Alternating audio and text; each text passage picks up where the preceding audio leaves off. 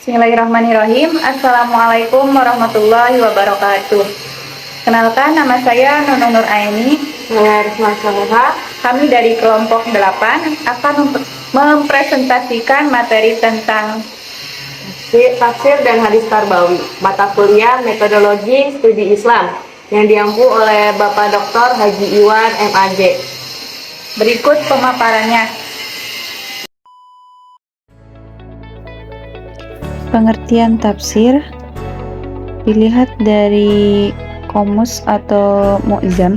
Pengertian tafsir secara bahasa dalam kitab Maqayisul Al-Lughah menyebutkan yang artinya menjelaskan sesuatu atau menerangkannya. Maka dari sini secara bahasa, tafsir secara bahasa adalah suatu yang menjelaskan dan menerangkan.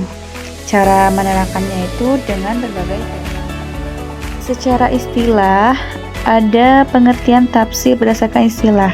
Para ulama mengemukakan dengan redaksi yang berbeda-beda. Yang pertama, ada pengertian tafsir yang panjang, dan yang kedua ada pengertian tafsir yang sederhana, dan yang ketiga ada tafsir yang pendek.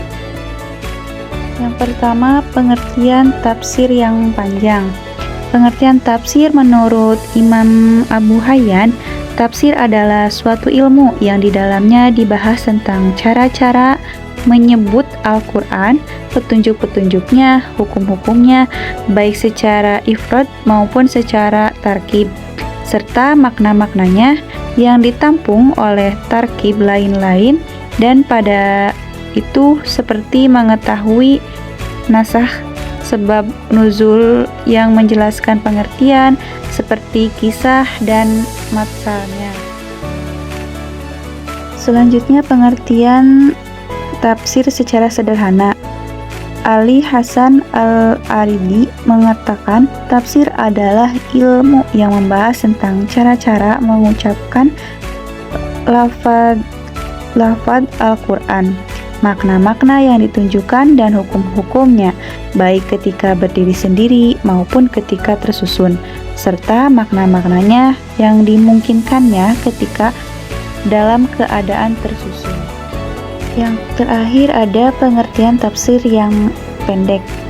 Menurut Imam Al-Kilami mengatakan tafsir itu adalah mensyarahkan Al-Quran, menerangkan maknanya, dan menjelaskan apa yang dikendainya dengan nasahnya atau dengan isyarahnya ataupun dengan tujuannya.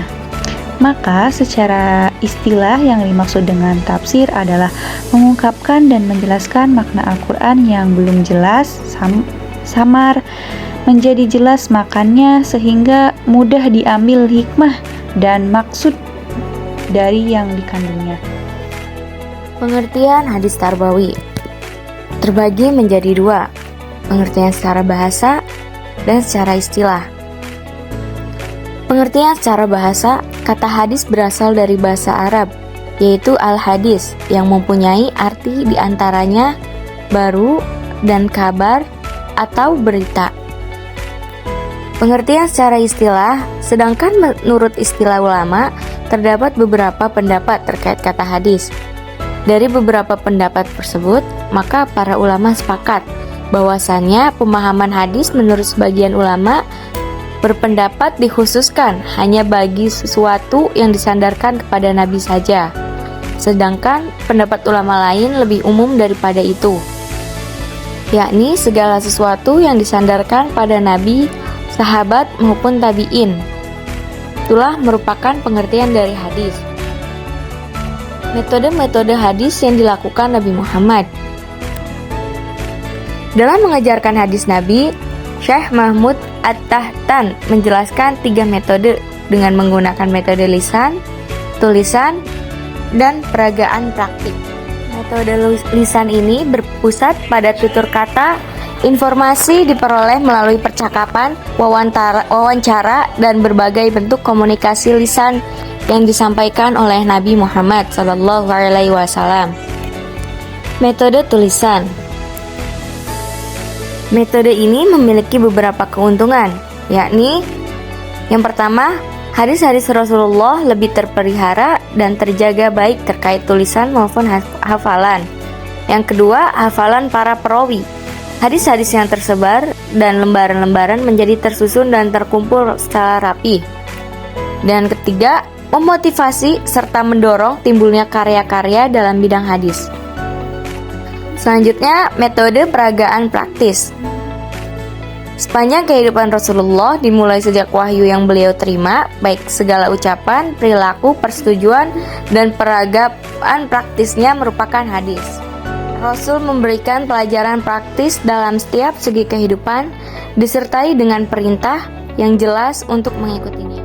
Sudah ada bentuk-bentuk tafsir. Yang pertama, itu ada tafsir bil matsur. Tafsir bil matsur merupakan tafsir yang berdasarkan pada kutipan-kutipan yang sahih, yaitu menafsirkan Al-Quran dengan Al-Quran, Al-Quran dengan sunnah, karena ia berfungsi sebagai penjelas kitabullah, dengan perkataan sahabat, karena merekalah yang dianggap paling mengetahui kitabullah, atau dengan perkataan tokoh-tokoh besar, tabi'in, karena mereka pada umumnya menerima dari para sahabat. Yang kedua ada tafsir bir-ra'yi. Tafsir bir-ra'yi adalah tafsir dengan ijtihad dan dengan istimbat. Ijtihad di sini adalah ijtihad yang baik, bukan yang jelek. Karena ijtihad yang jelek dilarang oleh Nabi Muhammad SAW. Tafsir bir-ra'yi yang dilarang adalah yang berdasarkan hawa nafsu. Karena ijtihad yang benar dan sesuai dalil itu diperbolehkan. Karena para sahabat banyak menafsirkan ayat yang tidak ada pada masa Nabi. Maka jika kita mengatakan bahwa tafsir bir-ra'yi itu semuanya jelek, maka secara tidak langsung kita juga telah menjelekkan para sahabat. Dan ini termasuk juga kebatilan. Nah, yang kedua ada tafsir isyari. Tafsir isyari ini terbagi menjadi dua, yaitu tasawuf nadari dan tasawuf amali. Tasawuf nadari ini terbangun di atas penelitian dan pembelajaran. Adapun tasawuf amali yaitu tasawuf yang terbangun di atas zuhud dan kesusahan. Selanjutnya ada metode-metode dalam penafsiran. Yang pertama, metode ijmali atau metode yang secara global. Ialah suatu metode tafsir yang menafsirkan ayat-ayat Al-Quran dengan cara mengemukakan makna global. Yang kedua, metode analis. Yang dimaksud metode analis ini ialah menafsirkan ayat-ayat Al-Quran dengan memaparkan segala aspek yang terkandung di dalam ayat-ayat yang ditafsirkan. Cara menerangkan makna-makna yang tercakup di dalamnya sesuai dengan keahlian dan kecenderungan para musafir yang menafsirkan ayat-ayat tersebut. Nah, ciri metode analis atau tahlil ini yaitu pola penafsiran yang diterapkan para penafsir yang menggunakan metode tahlil terlihat secara jelas bahwa mereka berusaha menjelaskan makna yang terkandung di dalam ayat-ayat Al-Quran secara komprehensif dan menyeluruh, baik yang membentuk al-maksur maupun ar-ra'yi. Selanjutnya ada metode muqarin atau metode secara komparatif. Pengertian metode muqarin dapat dirangkum sebagai berikut. Yang pertama, membandingkan teks ayat-ayat Al-Quran yang memiliki persamaan atau kemiripan redaksi dalam dua kasus atau lebih, dan atau memiliki redaksi yang berbeda bagi satu kasus yang sama. 2. Membandingkan ayat Al-Quran dengan hadis Nabi SAW yang pada lahirnya terlihat bertentangan. Yang ketiga, membandingkan berbagai pendapat ulama tafsir dalam menafsirkan Al-Quran.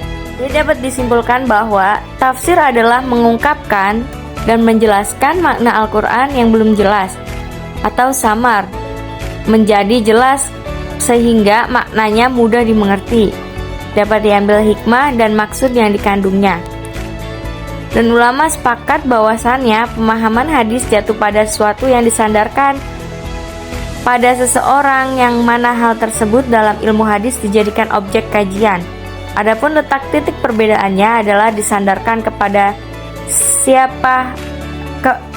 siapakah sesuatu tersebut. Tarbawi berarti mendidik, mengapung, serta memelihara. Jadi, pengertian dari hadis tarbawi adalah hadis-hadis Rasulullah yang dapat dijadikan rujukan dalam merumuskan teori pendidikan. Sekian presentasi dari kelompok kami, kurang-kurangnya mohon maaf. Wabillahi taufiq wal hidayah. Wassalamualaikum warahmatullahi wabarakatuh.